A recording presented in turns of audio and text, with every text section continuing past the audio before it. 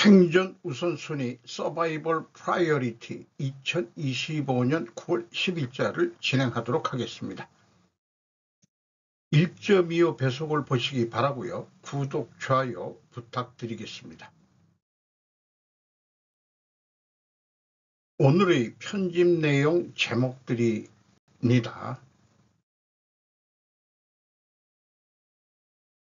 하원 민주당 트럼프가 서명한 것으로 알려진 앱스타인에게 성적으로 암시적인 편지 공개. 트럼프는 앱스타인에게 글쓰기가 의회에서 공개되지 않았다고 말합니다. 미셸 L 가격이라고 번역이 됐네요. 이름이 가격인 모양입니다. AP 발음상 9월 9일 날 보도된 내용입니다.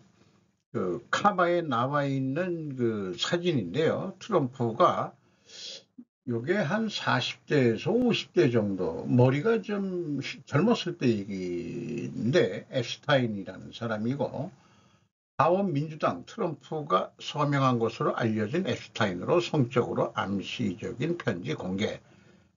내용을 좀 읽어보면은, 이번 The Release of the Drawing 이라고 도면 공개라고 해가지고 뭔 뜻인가 원어를 찾아봤는데, 이 드로잉이라는 게 도면이라기보다는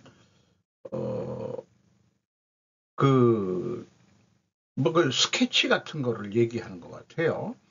대통령이 수개월 동안 앱스타인과 그의 전 여자친구 기슬레인 맥스웰의 경우 더 많은 공개를 강요해야 한다는 압박에 직면한 가운데 나온 것입니다. 앱스타인은 미성년 소녀들에게 마사지 비용으로 수백 달러를 지불한 후 성추행 혐의로 기소되었으며, 맥스웰은 10대 소녀들이 자신에게 성적 학대를 받도록 유인한 혐의로 유죄 판결을 받았습니다. 말을 곱게 한 것 같은데 호주 노릇했다 이런 뜻으로 이해가 됩니다. 또한 트럼프 대통령이 20년 전 불화 끝에 끝났다고 밝힌 앱스타인과의 이전 우정에 대해서도 다시 한번 주목받고 있습니다. 그러면은 지금이 78세라고 보면은 20년 전 48세, 40대 후반이나 50대 초겠네요.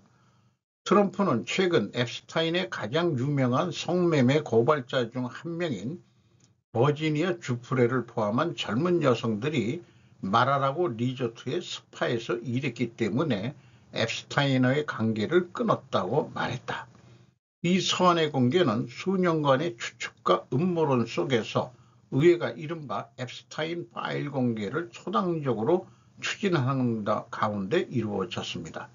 기록 공개를 요구하는 목소리는 부통령 J.D. 벤스를 포함한 공화당 의원들로부터 나왔으며, 그는 미국의 2인자로 취임하기 전에는 부통령이 지목되기 전에는 공개하라고 트럼프를 공격하던 입장에 있던 게 J.D. 벤스군요.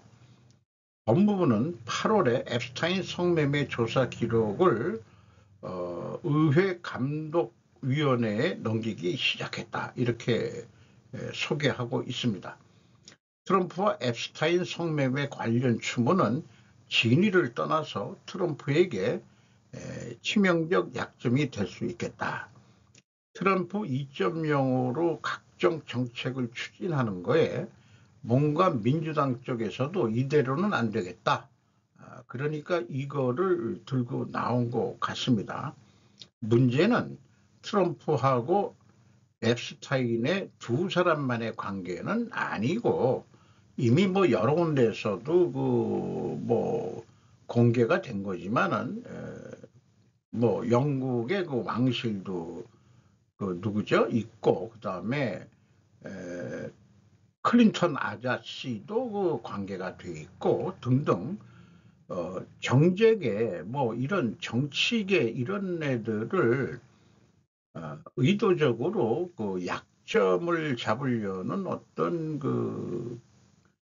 그런 거에 다 걸려들었던 거 아니냐.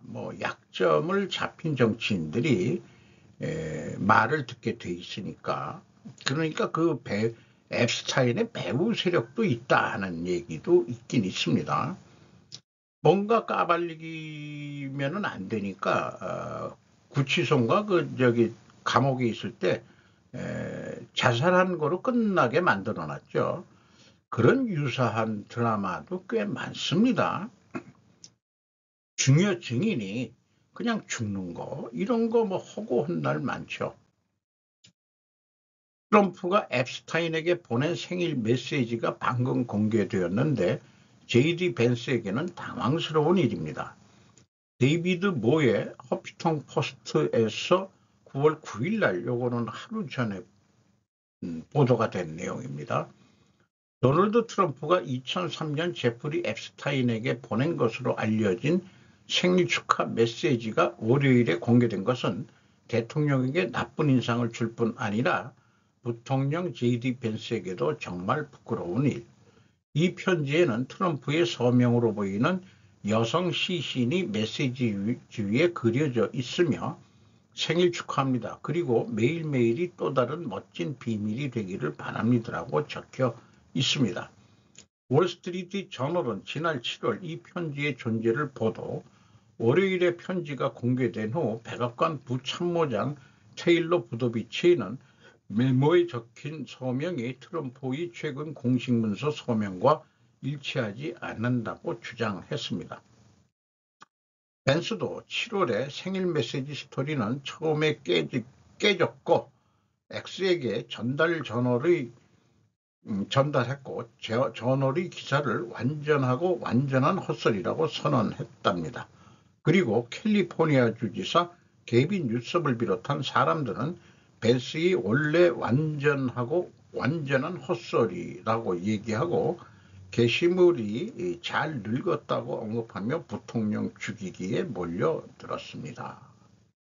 그러니까 현재로서는 벤스 부통령이 트럼프를 옹호하는 입장이고 헛소리 같은 얘기 하지 말라고 이렇게 얘기했더니 너도 네가 헛소리 하는 거지 하고서 민주당의 그 대선 대표주자인 캘리포니아 주지사 게빈 뉴섬을 비롯한 야당들이 몰매 패듯이 그렇게 공격을 하고 있다는 거죠. 어쨌든 트럼프 유고가 발생이 된다면은 벤스는 자기가 대통령 하겠다는 거 이런 것도 비쳤다는 얘기를 들은 적이 있습니다. 요게 트럼프가 이렇게 그렸겠느냐? 이게 여성의 그 나체를 상징하는 것 같죠, 당연히. 그 비슷합니다, 그 서명이. 여기에 그 로널드 트럼프라고 써 있는 것 같아요. 대통령 아닐 때 편지. 아니, 이 정도면은 모르겠습니다. 어쨌든 공인이 되면은 이런 게 다 약점이 되는 거는 현실일 겁니다. 동서양을 떠나서.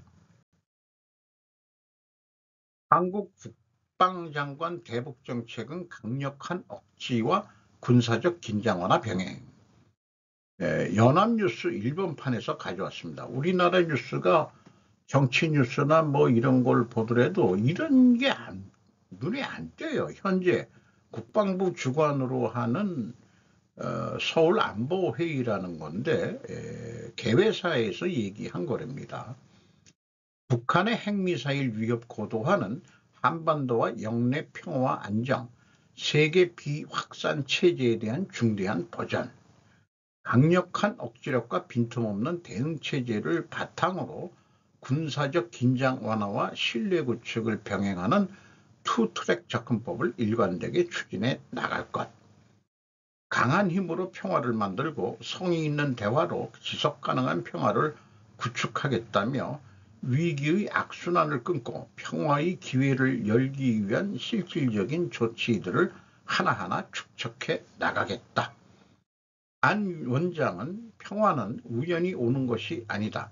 평화는 치밀하게 설계되어야 하고 약속은 지속해서 재확인되어야 하며 우리는 대화를 통해 상호 불신을 줄이고 위험 관리를 위한 실질적 조정 메커니즘을 찾아 나갈 것이라고 설명했다. 근데 이런 거를 들으면서 2024년에 김정은 동지가 뭐라고 얘기했냐면은 대화하지 않겠다는 북한 보고 무엇이 아쉬워 대화하겠다는 것인지, 대화 안 하겠다는 놈하고 자꾸 대화하자고 헌들 그 존심 상해가지고 어떻게 되겠습니까? 김정인은 이미 세계 브랜드죠. 이카는 세계 브랜드가 될 수가 없습니다.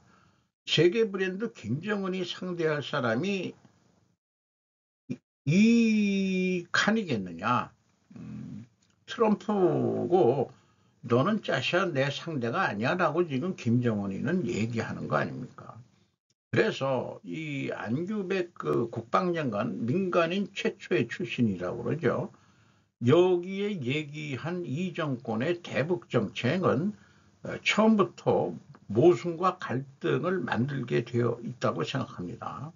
이것을 갈등 해소도라는 것으로 크라우드라고 부르는데, 요거를 투트랙이되니까 이게 대립관계가 B씨가 대립관계가 돼서는 안 돼요. 그런데 써놓고 보면 이것도 사실은 대립관계 같기도 하거든요. 그러면은 이건 이 갈등 해소도 자체를 그릴 수가 없다. 이런 결론이 나옵니다. 자, 이것을 필요 조건으로 제가 한번 읽어보겠습니다.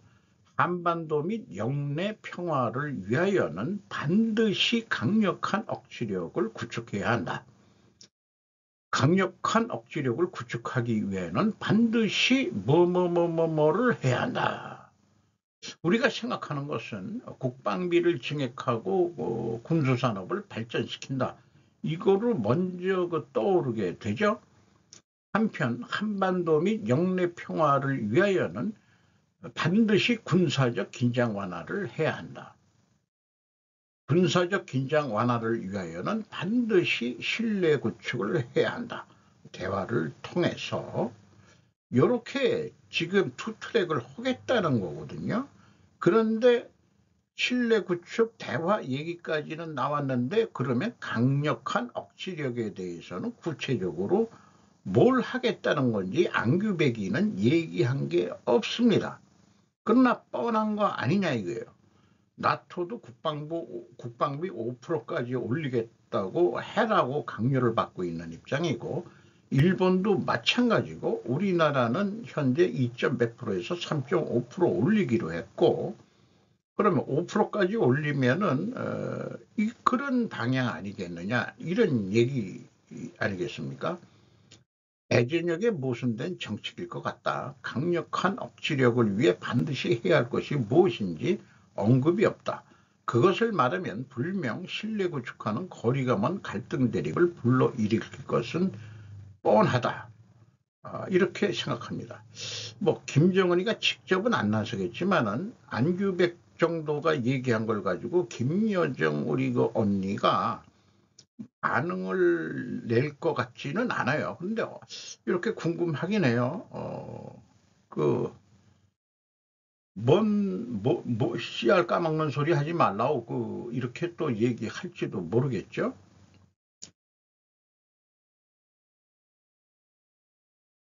중로 삼국 정상이 결석과시한 항일전승 80년 군사 퍼레이드 맹주 연출, 중국이 가장 두려워하는 북미 관계 개선. 와다 다이주가 요게 메일 뉴스라고 읽어야 되고, 이게 뭐 그렇게 돼 있는 것 같습니다. 중국이 김정은을 초청해 북중 회담을 실시한 배경에는 복잡한 지정학적 의도가 얽혀 있다. 특히 미국 트럼프 행정부의 동향과 북한을 둘러싼 미중 간 파워 밸런스가 큰 요인이다. 군사 퍼레이드의 의의와 중노조의 결석 어필, 트럼프 행정부 견제와 북중 관계 재구축. 최근 한미회담에서 트럼프 대통령이 김정은과의 재회에 의욕을 보인 것은 중국으로서는 무시할 수 없는 행보. 북한은 미중 패권 경쟁에서 중요한 완충지대 역할을 해왔다. 만약 북미 관계가 좋아져 미국의 영향력이 북한에 미치는 사태가 벌어지면 중국 국경 부근에 미국의 군사적 정치적 위상이 다가오게 된다. 이는 중국이 절대 피하고 싶은 시나리오다. 이날 행사에서는 시 주석을 중심으로 푸틴 대통령과 김 씨가 함께 모여 다정하게 대화하는 모습이 중국 관영 매체에 중계돼 중국이 중노조의 맹주임을 각인시켰다. 한국 이재명 정권의 역량과 한일 동향에 대해서는 제목만 제가 정리를 했고요. 그 내용은 이시바 총리하고의 만남과 한일 협력 등등을 표현을 하고 있습니다. 중국이 피하고 싶은 시나리오와 향후 전망. 북한이 미국에 접근해 미국의 군사력과 경제적 지원이 북한에 유입되면 중국의 북동 국경 안보 환경이 확 바뀐다. 한편 트럼프 행정부가 어떤 대북 정책을 내놓을지 북미 대화가 재개될지 주목된다. 북한을 둘러싼 미중 간 줄다리기는 동아시아의 지정학적 균형을 크게 좌우할 것이다. 그러니까 김정은이는 세계 브랜드가 돼도 한국의 이 제명이는 브랜드가 될 수 없다는 얘기예요. 주요 드라마에 주연 배우급은 못 된다 이거죠. 조연은 뭐 좀 할 수 있을지, 주연은 그 트럼프하고 김정은이가 그 주연이고, 이 짜이밍이라고 누구는 그렇게 그 얘기를 하는데, 조연에도 못 들어갈지는 모르겠어요. 아예 안 껴주면은. 그런 생각이 들어요. 제가 수년 전부터 이런 표현을 했는데, 평양에 미군이 주둔하는 날은 의외로 빨리 올 수도 있다. 그러니까 북중로가 더 뭉치는 것 같은 거를 지금 보여주는 뉴스가 나와도 이런 그 와다 다이주라는 사람은 북한이 오히려 미국한테 평양에 미군을 주둔시키라요. 이렇게 되면 게임 끝이다 이거예요. 북한은 동북 삼성이 옛 고구려의 고토라고 역사인식을 말한다. 그러면은 북한이 미국을 끌어들인다는 것은 뭔 얘기냐? 제가 여기 표현했듯이 북한 역사학자들은 한반도의 그 삼국 중에서 주축 세력은 고구려가 좀 신라를 통해서 멸망을 했지만 당나라 연합군을 통해 가지고 고구려가 망하긴 멸망을 한 거지만은 고구려가 땅도 넓고 그다음에 제일 강성했던 것은 맞죠. 그 밑에 있는 백제하고 신라는 상대적으로 고구려가 막았기 때문에 발응을 더 잘 안전하게 있었을 수 있을 거라고 생각을 합니다. 한반도에 삼국이 국한되어 있었다고 한다면은 그렇게 생각을 합니다. 일본 유럽 협력과 미국과의 동맹을 연결하는 것이라는 제목으로 쭈루오카 미치히토가 니폰콤에 기고한 내용입니다. 자, 뭔 얘기인고 하면은 이거를 다 그냥 읽어가면서 이해하는 시간을 할애해 주십사라고 하기는 그래요. 근데 뭐냐면은 한마디로 트럼프의 행보 때문에 일본과 유럽이 협력을 좀 강화해야 되지 않겠냐 이런 얘기거든요. 그 우크라이나 침공의 영향으로 얘기해가지고 유럽 그 나토도 좀 강화를 해야 되지만은 일본 입장에서도 그 유럽과 그 협력을 강화해야 되겠다. 그런 이유를 든 거는 기시다 전 총리가 힘에 의한 현상 변경이 국제사회에서 강화되는 것에 대한 우려. 그러니까 우크라이나에서 이런 일이 동아시아에서도 안 일어날 수도 있다라는 우려를 했던 거죠. 북로동맹은 동북아에서 북한의 군사적 위협이 증대한다는 그런 전제를 깔고서 북한이 군사적 위협이니까 현재 중국이 자신의 국익을 바탕으로 러시아의 패배를 피하기 위해 지원한 것과 마찬가지로 러시아가 미국에 대한 중국이나 북한의 패배를 피하기 위해 지원하는 것이 자신의 국익에 부합한다고 판단하는 것은 충분히 생각할 수 있다. 지금은 중국이 러시아를 지원하는, 간접 지원하는 거로 인식들을 하고 있는데 북한과 중국이 압박을 받는다면 러시아가 중국과 북한을 지원해 주지 않겠냐. 근데 과연 그런 힘이 있을까요? 일유럽협력 운운하기 전에 일본은 한국을 G7에 넣자고 앞장서야 할 것이다. 이런 논의를 하면서 일유럽협력을 얘기를 하면서 한국은 우리가 한일협력을 지금 하자고 해서 그 좌파 정권이라고 믿는 이재명 대통령도 대통령이라고, 근데 쓸 때는 이칸이라고 자꾸 제가 쓰고 싶은데 줄여서 쓰려고. 그러면은 너희들도 지금 한국의 어떤 그 비중, 존재 비중에 대해서 나만 없이 너희들이 어떻게 일본이 현재 존재할 수 있냐. 그러면 이런 그 찌로가 미치 히토라는 어떤 전문가는 한국까지 넣어서 생각하는 일본, 유럽, 한국의 협력을 논의하는 그런 거를 써야 되지 않겠냐. 이런 생각을 하게 됩니다. 여기까지 읽었을 때. 그런데 유럽이나 일본이나 미국을 아직 포기하지 않다. 자기네들이 좀 크다 이거죠. 국제로를 경시하는 트럼프 정권에서의 염려 뭐 이런 것 때문에, 그러나 곱씹어보고 자꾸 씹어볼수록 미국 없이는 안 된다는 것을 고백을 하고 있습니다. 규칙에 근거한 국제 질서를 미국이 위협하고 있는 것처럼 보인다고 해도 결국은 좀 미국에 의존해야 되는 건 맞다. 일본과 유럽의 자율성이라는 얘기까지 하는데, 자율성이 있으려면은 일본과 유럽의 그 합한 군사력이 미국을 압도해야 자율성이라는 얘기가 나오지. 자율성이라는 것은 내가 자주 하겠다.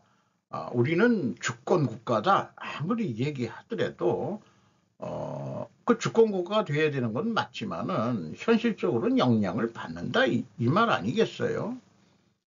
유럽이 말하는 전략적 자율, 스트래테직 아토노미라고 되어 있네요. 뭐 끌어올리는 것도 어쨌든 트럼프가 요구하는 것은 군사비를 좀 많이 올리시오. 이제 우리도 힘들어 죽겠어. 그동안에 전후 80년 동안 우리가 계속 개피를 받는데 니들 해도 너무한 거 아니냐. 니들은 꿀만 미국에서 빨아먹고 뭐 하고 있는 거냐. 우리는 지금 국채 적자에 시달려가지고 정부가 셧다운 정도인데 그런데도 우리를 미워하냐? 니들이 양심이 있냐 없냐. 지금 트럼프는 이런 얘기를 하는 거로 들리거든요. 그러면은 야 그동안에 너무 그 꿀을 빨아먹어서 미안혀. 그러니까 우리도 국방비 좀 올리고 미국 국방비 좀 줄이는데 기여를 할게. 이렇게 좀 얘기 나와야 그게 신사협정 아니냐 이런 생각이 들어가네요. 어쨌든 이 결론은 현실에 비추면 양쪽을 노려보는 것, 노려본다. 눈치를 본다는 건 아주 자기네들은 이런 식으로 표현하는데요. 중국과 미국의 눈치를 보면서 보일 수밖에 없다. 이렇게 결론을 내고 있는 거 아니에요. 이것은 양다리론으로서 뭐 계속 누누이 얘기하지만은 너희들 유럽에서 나온 이솝 우화 아저씨의 그 이솝 우화 새들의 전쟁과 동물의 전쟁에서 박쥐 신세가 되지 말라고 충고를 해주고 싶습니다. 미 조지아 구금 사태 트럼프의 협상 카드로 시험되어 오른 한미 비자 동맹, 조문정 기자가 뉴데일리에서 9월 9일 날 한미 정상회담 직후 구금 사태 외교 변수로 대미 투자 합의문 불발의 미 강압 가능성 제기. 대미 투자에 대해서 일본은 뭐 합의해가지고 760 몇 조 그냥 다 뺏겼다 뭐 이런 식으로 이제 또 비아냥거리는 한국 뉴스가 있습니다만은 우리가 지금 뭐 3,500억 달러 투자 약속을 했는데 요게 합의문이 불발이 됐다. 뭔가 이게 우리한테 불리한 게 있는 모양이죠. 정책적 보복 단정은 어려워. 레버리지 활용을 한 거 아니냐. 행정집행론은 정치적 메시지 가능성 배제 못해. 미, 호주, 싱가포르의 코토 제공, 한만 비자 공백이다. 이렇게 얘기 나오고 있어요. 그런데 한미 합의문 불발 보복 단정은 무리다. 레버리지 활용 가능성이 있다. 행정집행 넘어 정치적 메시지 당겼다. 한국 정부의 종교 정책에 불만을 갖고 있었던 점이 간접적으로 작용했을 수도 있다. 통일교 압수수색 내지는 이런 거 얘기하는 거죠. 한국 정부는 재외국민 보호와 위기 대응 역량을 강화하고 해외 파견 근로자 관리 체계를 강화해야 한다. 이렇게 이제 뉴데일리에서는 표현을 했습니다. 그런데 조선비즈가 한 것, 그런 것도 있는데 솔직히 미국 건설업체 놈들이 고발해서 그런 거 아니냐. 이것도 설득력 있는 얘기 같아요. 트럼프 불법 체류자 합법적 숙련 인력으로 입장 변화했다. 트럼프 대통령은 지난 5일 현지 시각 ICE와 국토안보수사국 HLGA 합동 단속 결과에 대한 언론의 질문에 그들은 불법 체류자였고 ICA는 자기 할 일을 한 것이다. 이렇게 얘기를 했었는데 이틀 뒤에는 우리는 한국과 매우 좋은 관계를 갖고 있다면서 숙련 인력을 합법적으로 데려올 수 있는 방안을 검토하겠다고 말을 바꿨답니다. 내부 고발 해프닝 성격 압박용 당성은 아닐 것. 호주, 싱가포르, 칠레는 비자 코토 확보, 한만 뒤처져. 이런 것들이 있고 우리 그 정보 관료들의 나태함에 대해서 비판이 나왔죠. 정부 투자 부담커 합의문 불발, 비자 선결 과제, LG 현대차 공장 단속 이면은 미 건설업계 입김이 해서 현대차 만들고 그러는데 현대 엔지니어링이 들어가서 다 만들어 놓으니까 미국 건설업자들이 뿔이 나가지고 배알이 아프니까 그러니까 고발을 한 것 같다. 이런 얘기 같습니다. 진상훈 기자가 조선비지에서 9월 9일 날 보도를 했습니다. 현대 엔지니어링은 현대차 그룹이 국내외에 짓는 공장과 각종 인프라에 대한 건설을 대부분 도맡고 있다. 미국 건설사 놈들이 현대 엔지니어링의 하청업체로 들어가기는 싫고 이런 거니까 이것도 건설업에 대해서는 미처 생각을 못했는데 왜 이런 일이 발생했느냐 해가지고 원인을 따지고 하다 보면은 여기까지 나온다 이런 얘기가 되겠네요. 계엄이 어찌 내란인가 무죄 추정의 원칙을 무시한 협박. 제가 제목을 붙여봤습니다. 정청래 국힘 위원정당 해산 대상 될 수도 내란 사과해라. 장원석 CJB라는 언론 매체가 처음 인용해 보는데 어딘지 잘 모르겠어요. 9월 9일 날 오후 2시입니다. 정 대표는 이날 오전 열린 국회 본회의에서 교섭단체 대표 연설을 통해 교섭단체 첫 연설이라고 그러네요.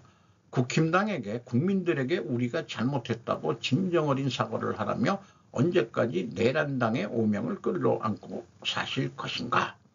이번에 내란 세력과 단절하지 못하면 위원정당 해산 심판의 대상이 될지도 모른다. 협박을 하네요. 내란 청사는 정치 보복이 아니다. 내란 청사는 권력을 사유하고 분단을 악용하고 정의의 가면뒤에 저질렀던 악행을 청산하자는 것이라며 내란 청사는 권력 다툼이 아니다. 국민의 삶을 외면하면 하던 부정부패를 청산하자는 것, 내란에 대한 진상규명 및 처벌 필요성도 거듭 피력했습니다. 읽으면서 내가 거부감이 일어나면은 내 사고방식이 어떤지는 모르지만은 뭔가 얘가 정청래가 얘기하는 게 영 마음에 안 드는 게 좀 있다는 얘기예요. 읽으면서 이게 이상하게 껄끄럽게 느껴질 때 그런 거 있다 이게요. 개혁은 타이밍이라면 추석 귀향길 뉴스에 검찰청 폐지됐다. 검찰청은 역사 속으로 사라졌다는 기쁜 소식을 드리겠다. 그러면 기소는 누가 하는 거야? 기소는. 자, 이런 거를 보면서 이 정청래라는 인간은 얼굴의 인상 자체가 호곤날 싸움질하는 인상 쓰고 있는 그 얼굴이 돼가지고 얘가 옛날 미국 무슨 기관의 그 뭐죠? 투입이 아니고 불법 점거했던 그런 이력이 있던 친구 아닙니까? 내란이란 집권층이 아닌 세력이 정권을 전복시키려 일으키는 반란으로 정의될 터이죠. 그런데도 친위 구테타로 표현, 내란으로 몰아 특검 힘으로 어쨌든 기소 중이죠. 아직 재판이 진행 중이죠. 유죄 판결 전까지는 무죄 추정의 원칙이 헌법이죠. 그런데도 이미 내란으로 단죄하고 기정사실화 발언인데 를 일삼는 정청래, 마치 나치당을 보는 것 같습니다. 반탄파들이 국힘을 차지했는데 현재의 국힘 자체가 내란에 참여한 것이나 마찬가지란 논리. 국힘은 참탄파였던 한동훈을 내치려 하고 있고 또 거대 야당 때부터 민주당은 탄핵을 남발했기 때문에 자신들이 집권층이었기 때문에 내란이라는 용어를 쓰는 건지, 그러니까 윤 정부를 정부로서 인정을 안 했었다 그런 얘기네요. 그러니까 자기네 국회가 그럼 얘는 내각 책임자 하겠다는 얘기야, 정청래는. 그래서 윤 정권은 정권으로 인정을 안 하겠다. 그러니까 자기네가 주고, 그러니까는 윤이 한 거는 내란이다 이거예요. 자기네가 집권층이니까. 이런 사고방식을 가지고 있는 애들이다. 그러면은 정청래는 이건 내각제하자는 그런 사고방식을 가지고 있는 건지. 어쨌든 계엄은 내란 세력을 특단의 조치로 해결하는데 목적이 있다면 거대 야당이 내란 세력이었던 건 아니겠는가. 주객이 전도된 그런 발언들을 하고 있습니다. 그리고 어쨌든 국힘 내에서는 한동훈이를 어떻게 해서든지 죽이려고 지금 악을 바글바글 쓰고 있고요. 우리 공화당인가 조원진이라는 애도 한동훈이를 죽이려고 그냥 악발들을 쓰고 있는데 그게 왜 그럴까? 탄핵을 찬성했다고? 탄핵을 반대해야 보수고, 탄핵을 찬성했으면은 민주당 편이라는 얘기냐? 그러니까는 국힘은 탄핵을 반대했던 사람들이 현재 당을 장악하고 있으니까 한동훈이를 죽여야 되겠다 이런 얘기죠. 그러니까 나가서 안철수하고 제3당을 만들든 어쨌든 자꾸 내치려고 하는 거죠. 근데 한동훈이가 안 나가야 될 거라고 믿습니다. 평당원이기는 하지만은 이제 공인의 입장에서가 아니고 하나의 당원으로서, 일개 당원으로서 활동을 좀 하는 거게 되겠죠. UDC 2025 에릭 트럼프 가상자산의 미래는 지금 한국이 아시아 수도 될 것. 정진성 기자가 JD네트에서 보도를 했습니다. 트럼프 오거니제이션 에릭 트럼프 총괄부사장이 UDC 2025에서 윤선주 두나무 CBIO의 특별대담을 했는데 강남구에 있는 그랜드 인터컨티넨탈 서울 파르나스에서 업비트 디컨퍼런스의 첫 키노트 세션에 화상으로 참여했는데 자기네들이 이런 얘기를 하네요. 우리 가족은 대대로 부동산에 종사했고 만지지 못하고 느끼지 못하면 존재해도 하지 않았던 생각했던 그런 사고방식이 있었는데 변화의 계기는 정치적 압력이었습니다. JP 모건, 뱅크 오브 아메리카 같은 회사들이 정치적 압력 때문에 우리 가족을 캔슬하려 했다. 이렇게 얘기하면서 자기네들이 그래서 암호화폐 쪽으로 눈을 돌렸다. 이런 얘기예요. 그는 JP 모건이 디지털 자산 부서를 만들고 피델리티, 뱅크 오브 아메리카, TD, UBS 등 모든 대형 금융기관들이 디지털 자산을 받아들이기 시작했다라고 하며 처음에는 무시하려 했지만 이제는 우리가 너무 강력해져서 무시할 수 없게 됐다고 설명했다. 한국 시장에 대한 기대감도 표현했고 에릭 트럼프는 한국이 시장 규모면에서도 미국에 이어 두 번째 정도라며 한국이 아시아의 가장 가상자산의 그 수도라고 그렇게 지켜 세웠습니다. 가상자산의 수도. 뭐 어쨌든 그 스테이블 코인이라는 거로 다 통합이 될 것 같습니다. 미국 에너지부 장관 유럽 대러 제재 강화 원하면 러시아 에너지 끊으라. 박석호 기자가 KBS 뉴스에서 9월 9일 만약 유럽이 우리는 더 이상 러시아 가스와 석유를 사지 않겠다고 선을 그으면은 미국이 더 공격적인 제재 쪽으로 기우는데 긍정적인 영향을 미칠 것이다. 이렇게 됐는데 이 에너지부 장관의 논리를 충분 조건으로 논리적으로 표현해 보면은 만약에 EU가 러시아 가스 석유 구매를 중단한다면 그러면 미국이 러시아에 강력한 제재가 가능할 것이다. 왜냐하면 미국 세일가스 석유 판매로 대체돼서 미국이 돈을 버니까 그 돈으로 러시아에 강력한 제재를 할 수 있을 것이다라는 거예요. 미국이 세일가스 석유 판매로 대체된 것이 원인 가정이 되면은 필연적으로 다음에 일어날 일은 뭐겠냐? 유럽 경제도 좋아질 것이라고 에너지 장관은 얘기를 하고 있습니다.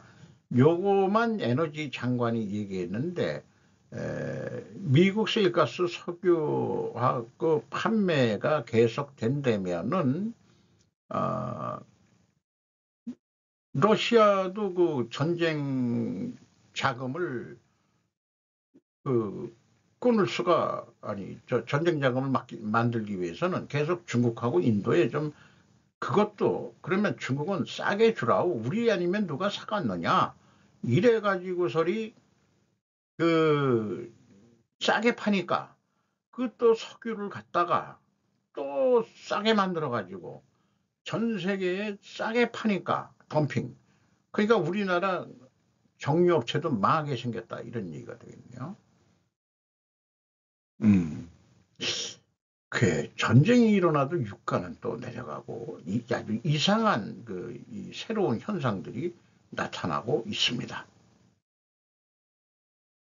한국 이란 제재 스냅백 프로세스에서 다음 단계로 나아가다.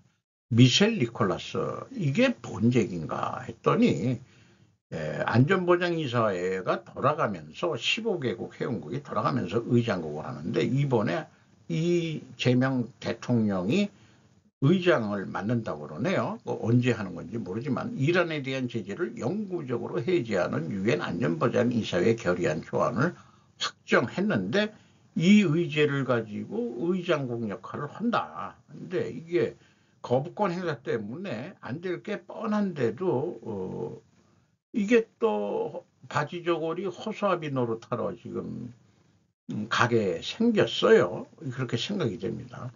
뻔히 거부권 때문에 안 될 의제를 하필 한국의 의장국 역할을 할 때 내미는 안전보장이사회 이렇게 이게 생각해 봅니다.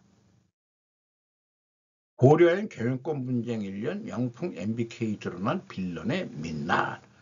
영풍 환경 오염해 가면서 그 낙동강 안동댐을 오염시키고 있고, 그리고 그 MBK는 그 장관 빌런 같은 일을 하고 있다, 이렇게 얘기를 하고 있습니다. 제가 알기로는 석포 재련소는 국내 연화광산에서 원료를 받았을 때는 경쟁력이 있었으나 폐광된 지 오래 수입 원료로 생산을 해야 한다. 그 원료를 수입하는 것도 고려 아연의 그 KG 트레이딩을 통해 가지고 다 그 대행 구매를 해줬다는 얘기를 들었어요. 그럼에도 불구하고 자기네들이 이제 그 경영권을 뺏으려고 했던 거죠. 원재료 입고 과정까지의 물류 비용이 이미 경쟁력을 잃었습니다. 경북 그 봉화군인가 거기 돼 있죠. 아주 첩첩산골인데 그 완행열차 타고 가면 거기를 볼 수 있다고 누가 그러더라고요. 물류 비용으로 경쟁력을 이미 잃었습니다. 폐업을 해야 한다고 생각합니다. 그래야 안동댐이 살아납니다.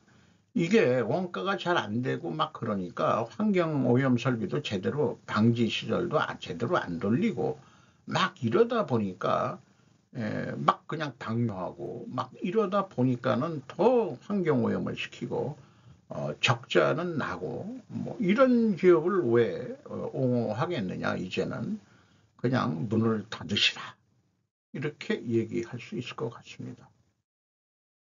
뜨겁동 중육탑이 냉랭하다. 위기의 파고넘을 해답을 아까 그 석유 문제 이런 얘기 했습니다마는 그 유럽에 그 러시아가 못 팔면은 인도하고 그 중국에 싸게 팔게 되니까 그거를 정유해 가지고 또 싸게 판매하니까, 그러니까 우리나라는 지금